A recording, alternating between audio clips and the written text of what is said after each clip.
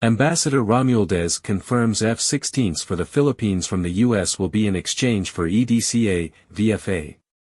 The Philippines ambassador to the United States or U.S. Josemanuel Romualdez told the Philippine press recently that Defense Secretary Gilbertteodoro has already given the U.S. a list of equipment that the Armed Forces of the Philippines or AFP needs, which includes F-16 Fighting Falcon aircraft. The ambassador then implied that the U.S. will likely give at least some of these equipment that are in the list.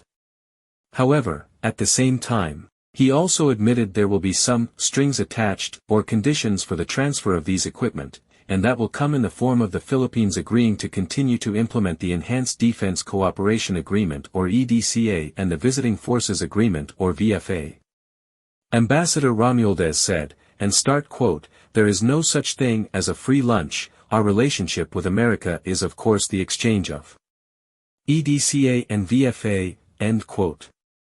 Given the very low military aid that the Philippines got from the latest aid package of the U.S., it is likely that we will receive second-hand F-16 aircraft from the U.S., if indeed they will provide them to us.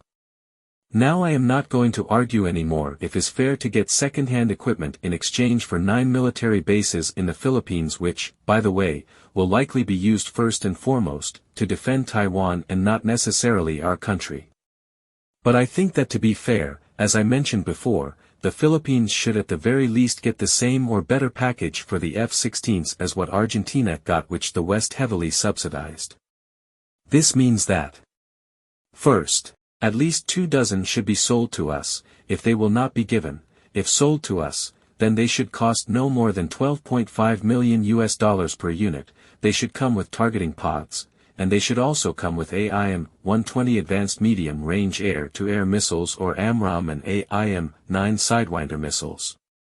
If the Philippines gets less than this, then it is again just another sign of how the U.S. is again shortchanging the Philippines despite it being utterly subservient to them, especially lately under this administration of President Bongbong Marcos or pbbm.